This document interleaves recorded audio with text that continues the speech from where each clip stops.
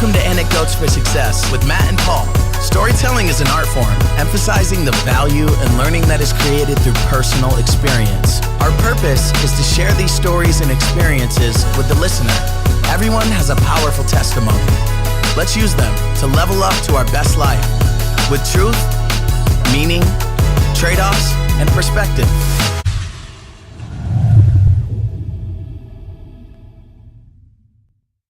Took a couple starts and stops all week, and then we finally thought we were getting on, and we had some computer issues. And then we were talking about a couple rants we had, to Yeah. people we know closely. So we're going to kind of utilize that on our business series. Let's talk about the word productivity and what a lot of people think it is, and what people like you think it is, and what I've learned to think it becomes. If Yeah.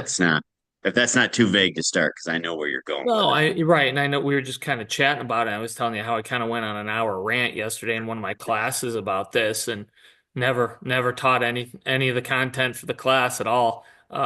Just had this discussion, and a lot of which is just me kind of uh, talking about these things to younger people who aren't here.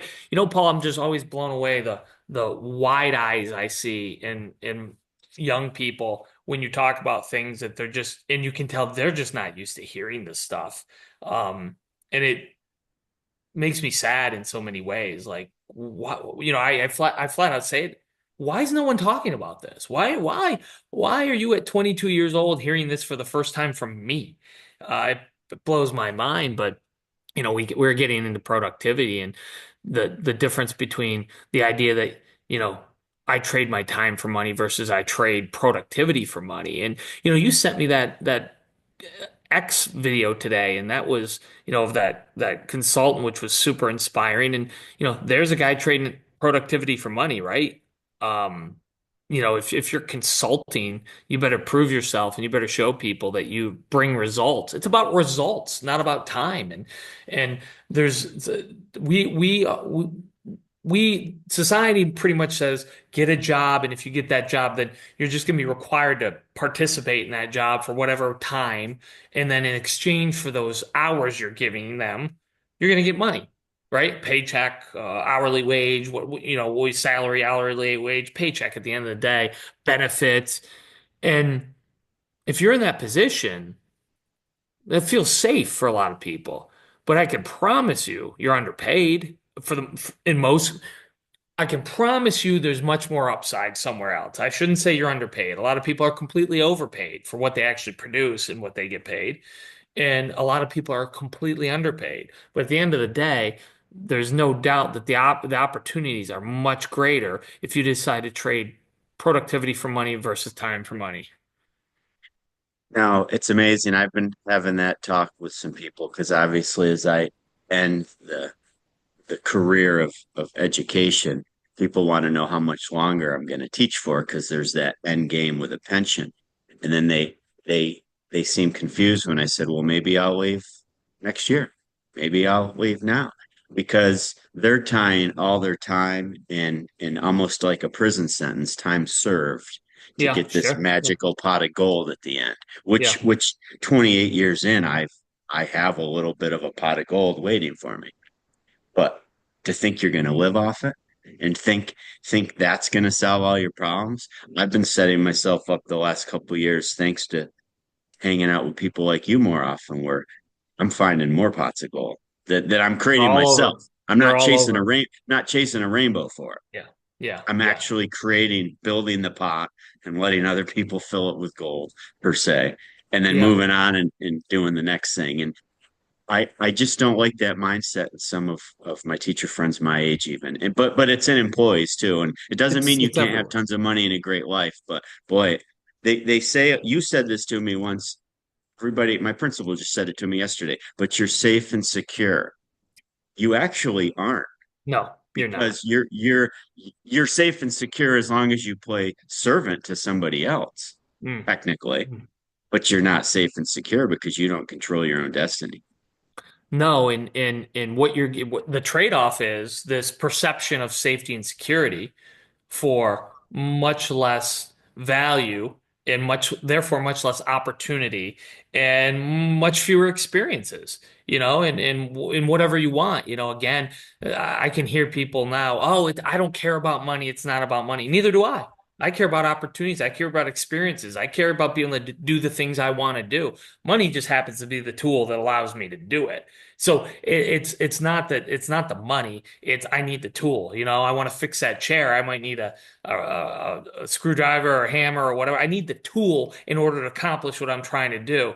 It's such an easy cop out to say, well, I don't care about money. Well, do you care about your grandkids enjoying time together, traveling, whatever it might be? I mean, I care. Most people do care about those things. So there's a trade being made there, Yeah. and you're being given this idea that you are safe and secure in exchange for the lack of opportunity. And that to me is not a trade worth making. I tell students this in a desert, money wouldn't be the correct tool. And in a snowstorm, money's not the correct tool. But in the United States of America, in an economy, money's the tool to bring you the things you want. But the only way to acquire it isn't through time. And, Correct. I'm fortunate to teach the class I teach, but I'm still in an archaic system that you have to show up between X time and X time to get paid. It doesn't matter if I create 5 Elon Musks in the classroom someday, which isn't going to happen. No offense to my students, but there's no way to get rewarded for that. Mm. I get rewarded I get paid the same amount of money as said teacher that just sits there and reads the newspaper or shows a Yeah. movie. Well, Paul, that just reminded me of something, and you're absolutely right. I had a student yesterday. I asked him, I go, "What do you want to do?" And he goes, "Well, I'd like to be a firefighter." And I said, "Oh, that's great. How Cool. come? How come?" He goes, "Well, because I just want the paycheck I want in the early retirement, but what I really want to do is own my own business." And I'm like, and that isn't that the rub, you see, Paul? Is Yeah. it like it was a perfect example? And he said, and I said, well, why don't you do both? And he goes, I guess I could, so anyway, the wheels started turning and the Yeah. discussion started. But isn't that the rub? Like, why do you want to be a firefighter? Because we were talking about meaning and trade-offs and perspective and truth. And I was getting into trade-offs and meaning. And I go, what is a firefighter the meaning?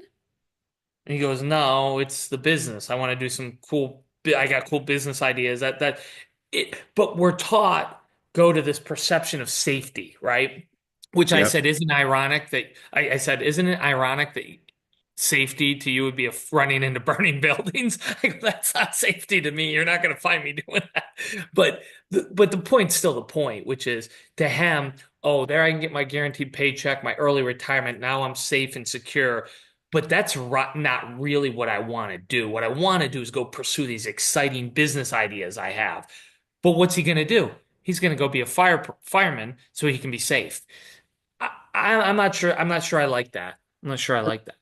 And see if I can explain this correctly. We never say on this podcast, don't go get a job or don't have a Never. career. We've both But had them. but the bigger point is, so if that person's goal is to own a business, then that's what he should go do. So I never really wanted to own a business or have a career. I wanted to be a pro golfer. I went for it and it didn't work out. I survived. But then when I got older, I didn't say, oh, I wish I had a business. I went and did it. I think the point of this podcast is when you think you want to do something, just go for it. Go do it. Yeah. Yes, Don't Paul. talk Thank about you. it or don't say it's too late. Yeah. Yes. See, Thank you. you don't want that student to be a firefighter and he could be the best family man in the world, be the greatest firefighter and have a happy life, but deep inside wishing he started a business. But thank you, Paul. That's what we're saying. Yes, that's what we're saying. Don't misunderstand what we're saying. Yep. And that's a great thing. When he said, I want to be a firefighter, I said, oh my God, that's awesome. Like, I respect the heck out of that. We need firefighters, right? And maybe you're going to be the greatest firefighter in the world. It's when I probed a little bit and he said, well, I only want to be I only want that job because it gives me this. But my meaning is over here. That exactly. It's like, why are you not chasing your meaning, man? We all got one life here. We all got one shot at it. and you're going to give it all up because, well, I know there's that pension or that, and again, I almost could make that argument if those pensions and these retirement things were these life-altering, amazing pots of gold at the end of the day, but they're not. I mean, there's so much more out there that I feel like it's almost like a double punishment. You spent 25, 30 years Yeah. doing something you really didn't provide you meaning. It wasn't your true passion. And then when you got the reward at the end, I don't think it's that great of a reward. I think there's so much more out there. And that's why I'm passionate about it because Right. it bothers me. No, it's almost like a prison sentence. And then when you get let go, you get a bag of clothes and some food to go live the rest of your life. And you went all those years not pursuing opportunities you should have pursued. Should have pursued. And if you don't feel that way, then God bless you. That's perfect too. Exactly. That I I was just get going to it. say, we're not saying that there aren't, I guarantee there's tons of teachers, firefighters, government workers, correctional officers, state troopers, well, all sorts of jobs that have kind of fall more into this. People who are just have had a wonderful life. It was everything they wanted, and it was just what they signed up for. Great for them. I'm truly happy for that. We're not criticizing that. It's the person who's got it in their mind that this isn't really what I want to do. I really would like to do this, but I'll settle over here for Right. this this trade-off. That's who we're talking to. 100%. And I bet you there's more that wish they had done something else also. Doesn't even have to be either or. Paul, how about this? I'm almost the reverse, right? I love pursuing my businesses and the growth and the trade of time for productivity and all the wonderful things it brings to me and my family, most of which are internal and it's not money. But um, at the same time, as I've gotten older and had the opportunity, I wanted to get more around the classroom experience, Right. right? Because I find that so interesting and so valuable and so rewarding, and that gives me meaning. So it can go both ways. It's not to say I'm proof that I find that extremely rewarding and I love it. So it can go both ways. Well, and it should. If you're teaching, it should be because you know more, or you're a motivator, or you're energetic, or you persuade. But it also should be because you like to accept challenges too. That's the whole point. And now you want to transform that into other people to make a community better. And I don't mean better with opinions. I mean better by those qualities. Yeah, yes. But if Yeah. if you're sitting there not doing that, then I don't understand the point of teaching. Good, good point. And I don't either because there's so much value to it and it's so important. Um, I would love an education system where you could just go teach in the classroom if you want to, but no, you're not certified. right, right. Well, what do you Yeah, mean you're not certified?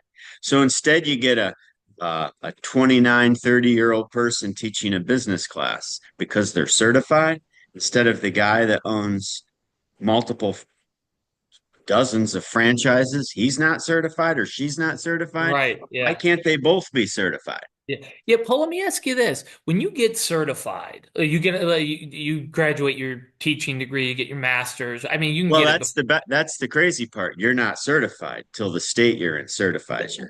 right. And then how often do you have to keep getting certified? You don't. Just Once once. you're Yeah. There was something in the early 2000s where all of a sudden there was a push and we had to send a video in of us teaching.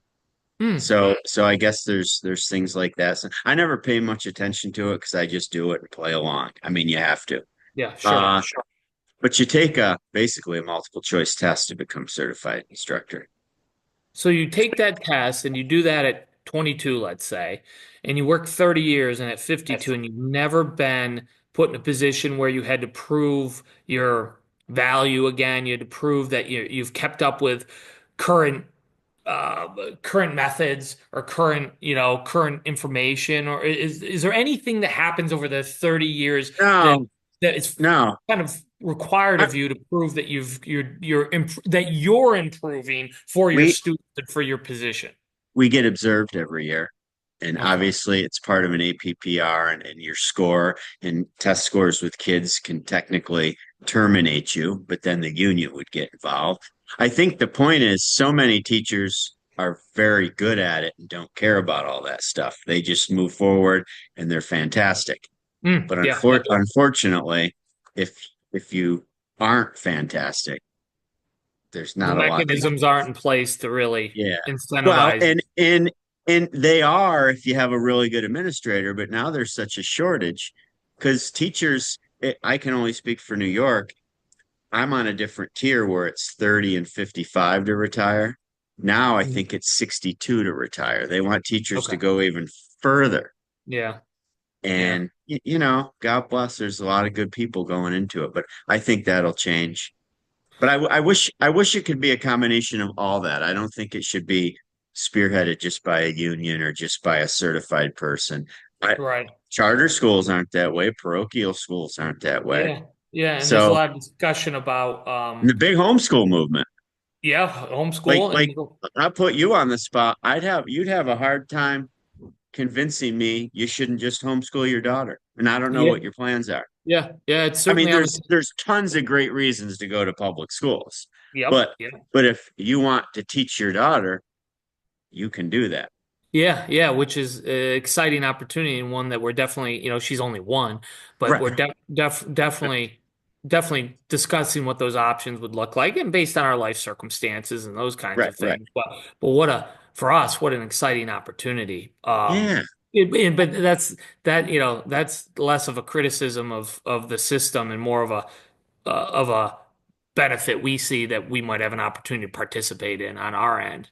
And again, to tie it together, this is not a knock at education at all. No. But if we're trading time for money and productivity for money, why do you have to go to school for 12 years theoretically?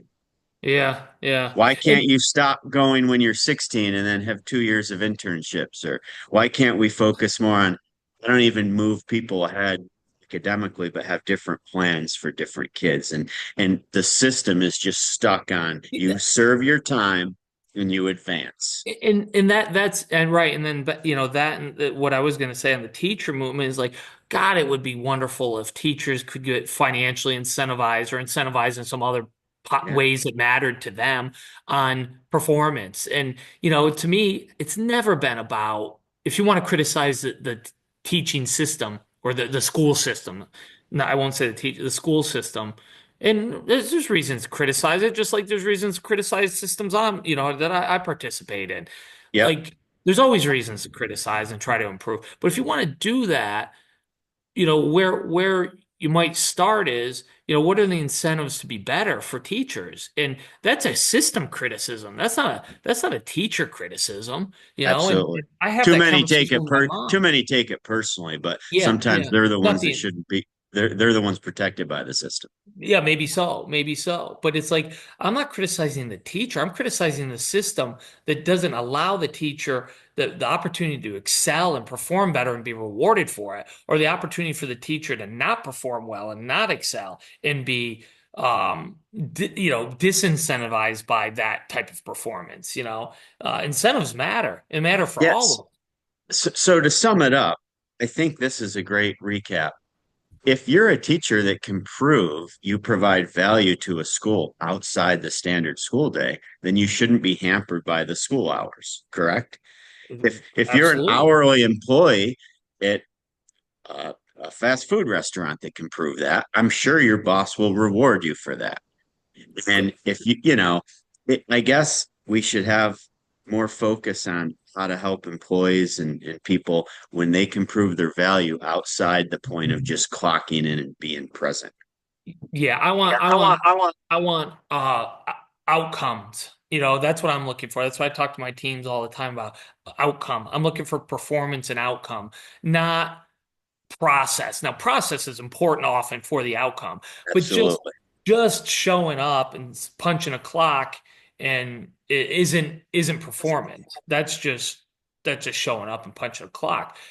But you have to, and I'm in a big planning mode right now for an incentive program I have for my leaders. But the whole idea behind it is the same thing. You perform, you get rewarded.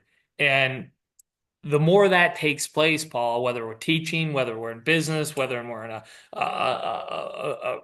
501c3, the better outcomes you get. And that's what we're looking for, right? Whether we're talking about education or business or economics or whatever. I want outcomes. I want better performance. So Athletics, music, whatever. if there's any way to be a good leader, a good coach, athletics is a great example. You don't just show up to practice for 2 hours and think you're going to be the best player on the team. You put in a lot of time being productive outside the organization or the team. And good leaders have to find ways. We can talk more about this in other episodes of how to. I don't even know if it's how to get that. It's probably more how to promote that out of others and encourage it, because you can't make it happen. I don't care. No, and we should talk about it next time. Athletics, music, art, all those things are results driven, right? People either like your art or they don't. They either like your music or they don't. And you're going to work at it. You're going to work for it. It's a meritocracy. Athletics is perfect for that. So, we will talk about it more because it's time to wrap up. But yeah, so next episode, I'm calling it right now: how to promote a result driven environment. I love it. Let's do it. I wrote it down. All right, man. Thanks, Matt. All right. Take care. Bye.